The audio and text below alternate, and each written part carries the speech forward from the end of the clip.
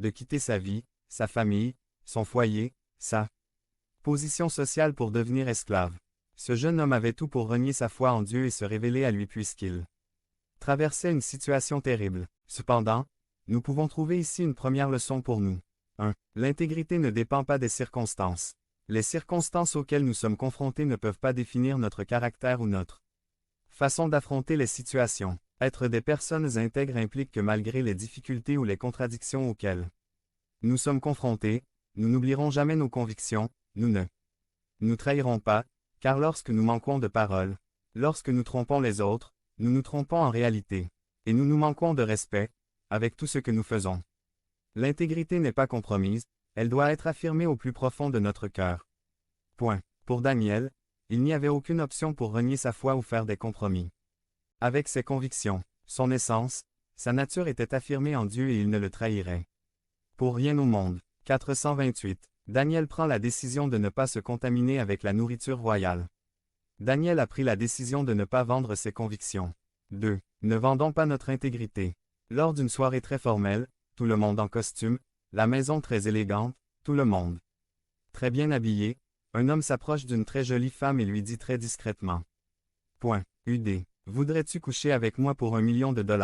La femme, avec un sourire, répond, je vais y réfléchir. Quelques heures plus tard, lors de la même fête, le même homme s'approche à nouveau de la femme et lui dit, veux-tu coucher avec moi pour $10? Elle, indignée, répond avec colère. Que pensez-vous que je suis? L'homme, lui dit, nous avons déjà établi qui vous êtes, nous négocions le prix, rien de plus. Quel est notre prix? Si quelqu'un vous offrait du pouvoir, de la richesse, du confort ou de la renommée, vous seriez capable de vous vendre. Ou si quelqu'un nous proposait de payer nos dettes ou de payer le loyer de notre maison, serions-nous en mesure de vendre nos convictions? Quelqu'un a dit un jour, chacun a son prix et c'est vrai, sauf que notre prix en tant que chrétien a déjà été payé et non par nous, mais par Dieu, pour que nous puissions cesser d'être qui nous étions et recommencer.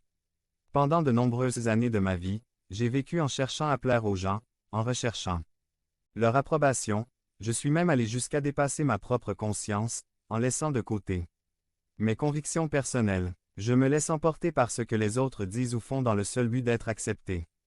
Quand je repense à tout cela, je me sens si reconnaissant que Dieu m'ait permis de sentir à nouveau la valeur de ma vie.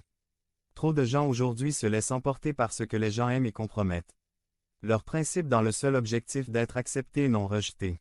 Combien de fois avons-nous cessé d'être nous-mêmes pour plaire à quelqu'un d'autre? Même dans le mariage, de nombreux maris et femmes finissent par faire ce que leur partenaire leur dit, non pas parce qu'ils croient que c'est juste, mais parce qu'ils veulent éviter un conflit ou ne veulent pas être offensés. Ils ne veulent pas simplement être acceptés dans un groupe ou ne pas être traités de lâches. Nous ne pouvons pas faire le mal simplement pour plaire à autrui. Même spirituellement parlant, il y a ceux qui suivent quelqu'un même si cette personne a tort, simplement parce qu'elle semble humble, cependant. Le courage se mesure aux décisions difficiles que nous prenons, même si cela signifie dire non à celui que nous aimons. 429. 3. Laissez-vous influencer par Dieu. Il y a un proverbe qui dit, celui qui marche avec les sages devient sage. Plus nous passons de temps avec Dieu, plus nous aurons son esprit et son cœur en nous.